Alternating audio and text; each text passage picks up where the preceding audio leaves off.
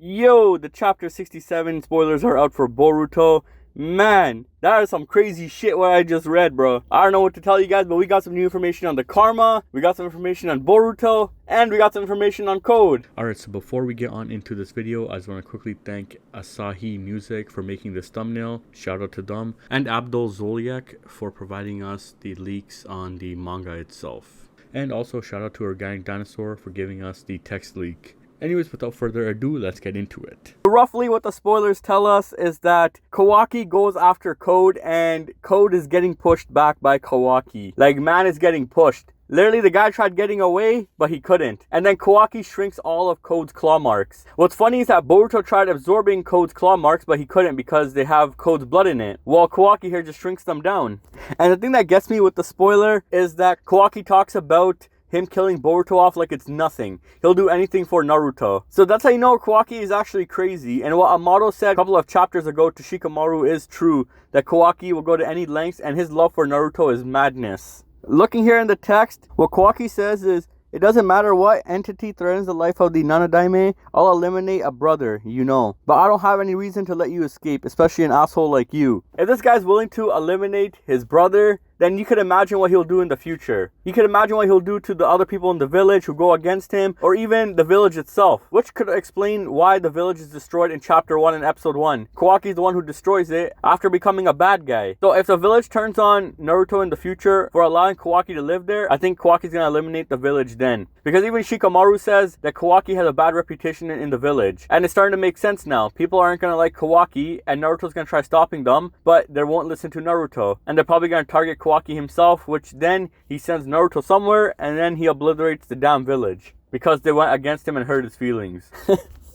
Bro, what can I say, bro? This is some crazy shit. But Code is upset that Kawaki killed Boruto, and then Ida is like, yo, you're down a living sacrifice, what are you gonna do? She's like, I'm not gonna let you take Kawaki, you gotta figure something out. Code doesn't answer her. Code's like, I don't know about that, woman. So then Code releases Shikamaru. He's trying to dip, but then he can't, and Code and Kawaki start fighting after Kawaki doesn't allow Code to escape. So then Shikamaru runs to Naruto, and then it's a scene between Boruto, Naruto, and Shikamaru. Shikamaru is trying to snap Naruto out of his shock, but he can't, and Naruto is not even paying attention. Man's not even listening to Shikamaru, he's looking at Boruto. Which I understand, that is his son, and you can see that Naruto is completely devastated. I know Naruto lost everyone before, but this time he actually lost somebody who is somebody to him. Like, what I mean by that is, Kurama was a friend in a way. He is family, but he's more of a friend. Naruto didn't witness the death of his parents. He didn't witness the death of Jiraiya. He only witnessed the death of Hinata. But then Boruto is his biological son. He's a part of Naruto. So when he lost his son, Naruto's actually hurt. So then Shikamaru's like, yo, get a hold of yourself, man. And Naruto's like, Shikamaru, am I having a bad dream? And then Naruto's like, this can't be happening. Please tell me this can't be happening. Literally, Shikamaru's trying to snap Naruto out, but he can't. And even Shikamaru notices that Naruto has deactivated his Sennin mode. So that's how you know Naruto's done right now. Shikamaru tries telling Naruto, he's like, this is a perfect opportunity for us to eliminate Code. So why don't you stop this? Boruto's dead. It's his choice. Let's go finish off Code. And Naruto just completely ignores Shikamaru. So then the battle between Code and Kawaki is still going on. And Kawaki's getting closer to Code, and Code can't do anything. Literally, Code is outmatched. So Kawaki then puts his hand up, tries blasting Code, and boom. At this moment in time, Code then pulls out Daemon. Bro, man pulls him out with half of his body. Like, bruh. Man pulled up the Uno Reversal, bro. He pulled a Yu-Gi-Oh card. He's like, I summon. But it does contain the unstoppable Exodia. Ah, impossible. And he summons Daemon. And boom, Kawaki gets blasted, bro. Man gets blasted. Man gets Uno Reversoed. And then Naruto and Shikamaru notice the blast, and then you see Kawaki go flying back. And apparently he's unresponsive right now. So I think Kawaki just knocked himself out. So then after Kawaki goes flying back, Code is holding Daemon, and Shikamaru notices that there's a kid there. And Shikamaru's like, what's with this kid? I think it instantly goes in Shikamaru's mind that this guy pulled out somebody who's really OP. Right away, Shikamaru knew that Daemon is an issue, since he just reflected Kawaki's attack and Kawaki got knocked out. But that means Daemon's abilities are a bit funky then. It happens unconsciously, meaning you don't even have to think of attacking Daemon, you attack towards his direction and it gets back at you. That's so weird though, when you think about it. So what could be his downfall? Like, what would be a weakness to Daemon? Because now we know Otsutsuki isn't his weakness since Kawaki's powers just got reflected back at him. So there has to be some sort of different weakness to Daemon. Then this goes to Amato. Bro, how crazy of a scientist is Amato to make these type of cyborgs? Man made a cyborg like this, yo, you gotta question what Amato is. Who is he? Like, bro, man made somebody who's a Uno reversal. Man made somebody who could see every event in the past and real time as well. Like, bro, that's crazy. So getting back to the text, Ida's like, bro, you just dragged out Daemon. And then Daemon's like, where is this place? They say Daemon's eyes are both not activated. Even though they are open, they're both a light color and outline. So does that mean that Daemon has control over his powers when his eyes are active? I think that's what they're implying. Because if you can attack him unconsciously, his eyes aren't active, meaning any attack goes at him, it's basically gonna get reflected. But if he has his eyes open, then he knows where to send the attack back. Though I'm guessing on that, I'm not sure if it's true. They need to explore more on Daemon, in my opinion. So then Code apologizes to Daemon. He's like, Daemon, you saved me. It's all thanks to your reflection ability. And then he sends Daemon back to Ida. Now, I did say this in my last video that I just made with the predictions. I did say that Code and Daemon are going to have like a bro type relationship.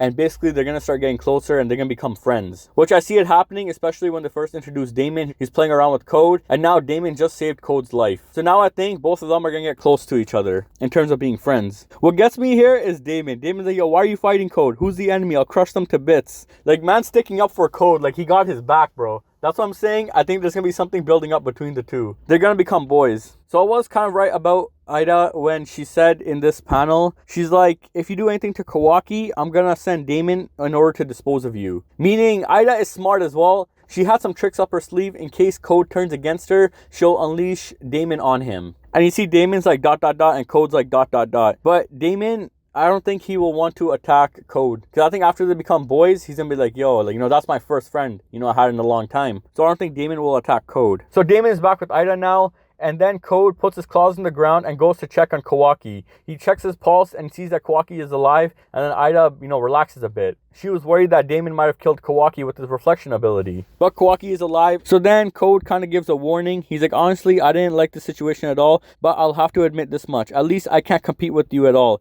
Especially if I'm in a state that I'm currently in right now. Kawaki, I'll have my limiters release and make Amato restore my true powers. Shikamaru looks over, but Code has already disappeared into his claw marks. 2 fresh ones were made in an X shape. X meaning that's his target. And I'm pretty sure if Code decides to go full power, I think he is going to kill Kawaki. I know he made an exception with Ida, but he deep down really hates Kawaki. So I'm assuming by his statement here, he's like, once I get my limiters removed, then we'll see. Like, the way he's saying it, I think he is going to attack Kawaki in the future. So then it goes back to Naruto and Shikamaru and them. So then Shikamaru tells Naruto, he's like, about Kawaki, we'll have to think about how to deal with him from here on out. Naruto then says, think about? What do you mean by that? Shikamaru says, hasn't it already been decided he killed a comrade with his bare hands? Even if we take the extenuating circumstances into account, he did that without any hesitation. Naruto's like, as for what Kawaki did, this onus wasn't just him. So I think Naruto knows that Kawaki and Boruto had a plan that if Boruto transforms, then Kawaki will get rid of him. So that's why he says this is not just Kawaki's fault. But here is what Shikamaru says, and it actually does make sense. Maybe that's the case, but we would have to deal with Momoshiki's power sooner or later. We might have not had any other options but to deal with him like that anyways. But from my perspective, the most problematic thing is the fact that the bastard will do whatever it takes for the sake of his goals. He made that pretty clear during his recent incident. So that means Kawaki will do anything, even get rid of his own brother for Naruto. And Shikamaru says he knows no limits, meaning he'll go on a destructive path, is what Shikamaru is implying. And no one will be able to stop him. Now, this is just a random theory, but what if in the future, Code actually teams up with Naruto, Boruto, and them to fight Kawaki? And if Kawaki does become the strongest? Bro, I can just imagine that. Code hates Kawaki, and if Kawaki becomes the strongest, then like, bro, who's gonna stop him? Only Boruto and Code can. So then Naruto says, even so, when you said to think about what we should do about him, since controlling him is beyond what we could handle here in Konoha, are you saying that we should try to drive him away, off to somewhere else? Shikamaru's like, that's not what I meant. We also have to uphold our reputation with the other villages. We can't just abandon all responsibility of him. That's the reason why we have to figure out what to do with him. There will probably be some backlash within the village, since the public opinion of him is pretty bad enough as it is now. So with Kawaki being a bad figure as of right now, then if they find out what he just did right now with Boruto and not following orders, then most likely they're going to hate him even more, and people aren't going to trust Kawaki at all, especially if he killed his brother. That's the closest thing to family he's got. Naruto says, that guy is a brother of Boruto. He's just like family to us. No matter what happens or what anyone says during times like this, if he can't have his family by his side, who will also be standing up to support him? Shikamaru, so this is how you really feel, Naruto. You said that Kawaki's a member of your family right now. So from the bottom of your heart, you really think so? Naruto's like, stop. Shikamaru says, he killed your son. Naruto starts yelling back, didn't I tell you to stop?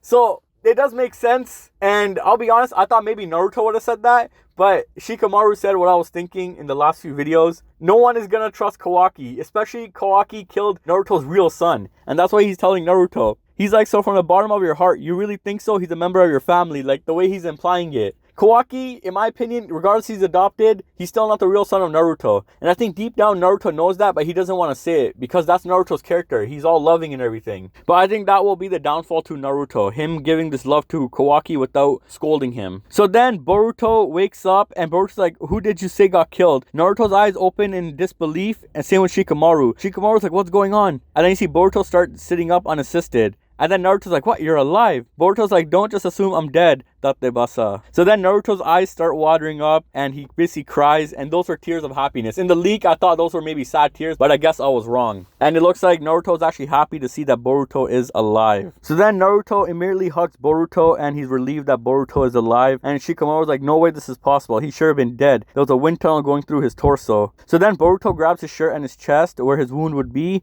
and he sees that there's a black karma pattern there now. Shikamaru thinking to himself, what is that? And then we get on to the last piece of text. So onto the last page of the leaks. It says Boruto's able to sit up on his own using one hand to brace himself from behind. Suddenly, wispy clouds appear in front of him. Boruto, ...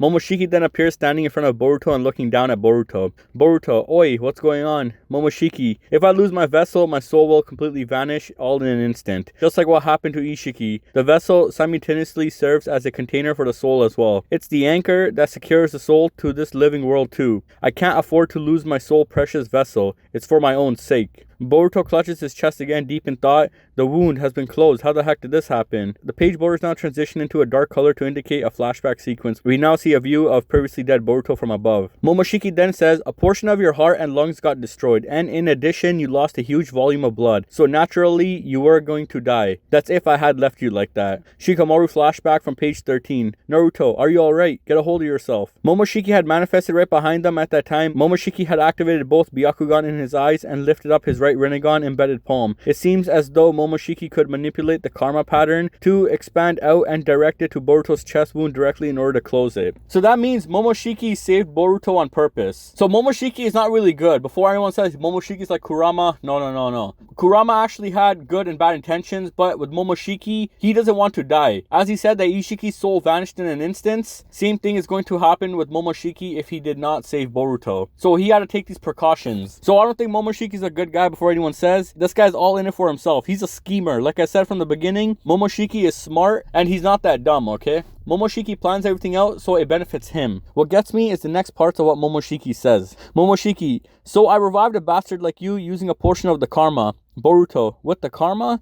Now we see a visual square pyramid karma crumbling apart. Momoshiki, you bastard, as you already know, the karma is made of all my components that have been compressed and digitized. My data has already been decompressing and integrating into your body. At this point, it's 82% complete. If the remaining 18% had gotten completely decompressed, I would have finally achieved my reincarnation. So it was frustrating if the vessel itself had gotten destroyed. Then it would have been all for nothing. So reluctantly and out of necessity, I converted that remaining 18% into your damn data. Then I created new cellular tissues to replace what you had lost. So Momoshiki was done taking Boruto's body at 82%. So out of the 100%, there's 18% left. So what Momoshiki did to make Boruto whole is use the last 18% of data that had to be extracted and put Boruto's data into it. And that data basically ends up fixing Boruto. So that means Boruto is a full Otsutsuki, but he's in control of his body, as the next few texts show that. So the short story is that you use components that were supposed to be for your own body. That's how I got revived.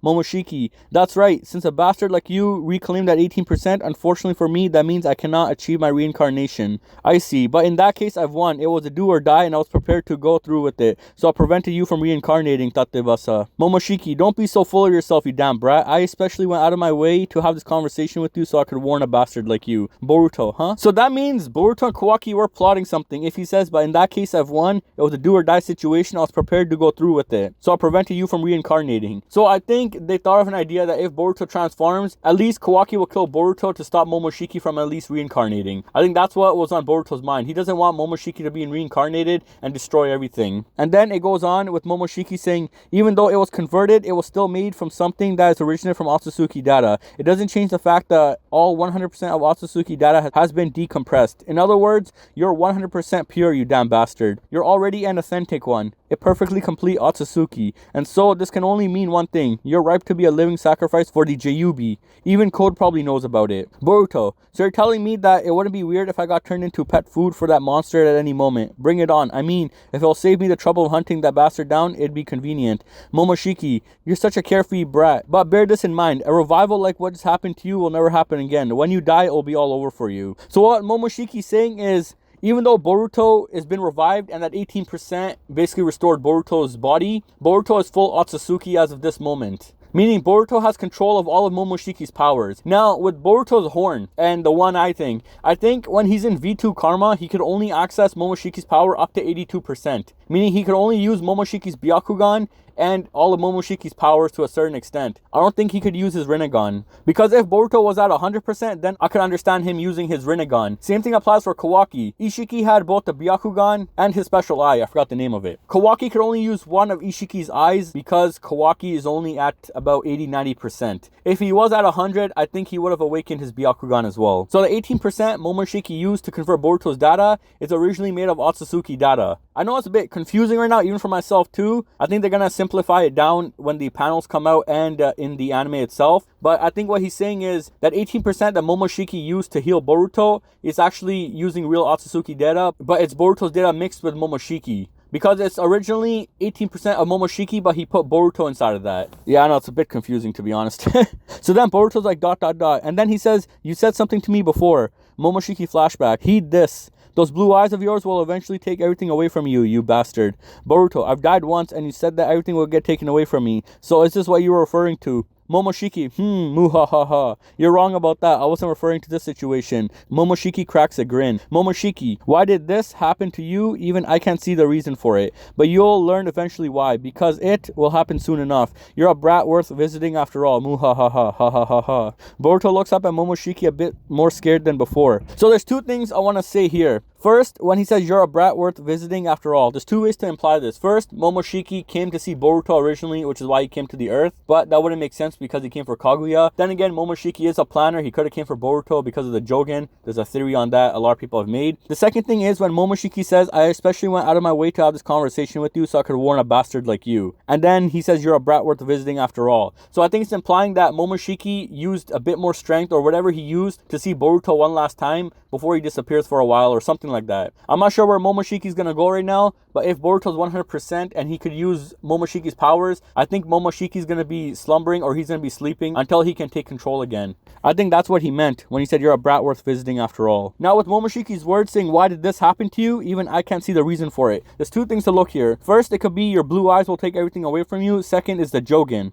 But I think it's more of the blue eyes. Why did this happen to you? If he wanted to say that why did this have to happen to you, then it would be implying the jougan because that would be Momoshiki saying, why did you get the jougan and not me? So him saying why did this happen to you is actually him saying, I'm not sure why you'll lose everything, but you will lose everything. And then Momoshiki's like, even I can't see the reason for it. So I think Momoshiki can see into a person's destiny, but he cannot see into the future. If Momoshiki could see into the future, then he would have avoided a lot of stuff, even with Kawaki getting the karma and with Boruto getting stabbed through the chest. I think if Momoshiki could see the future, then he would have most likely known that Kawaki was going to do that, which he didn't. Because think about it, Momoshiki's a planner. If he knew Kawaki was going to kill Boruto, he would have actually ran away before the situation even escalated. I know Boruto is holding him back, but think about it. He wants to reincarnate, but he can't, and now he's stuck at 82%. It wouldn't make sense that only Momoshiki can see into the future and no other Otsutsuki can't. That means he has a weird Byakugan, but I think his Byakugan can only see into the destiny of people and what will happen to them. Which is why he says, I can't even see the reason for it. But you'll learn eventually why, because it will happen soon enough.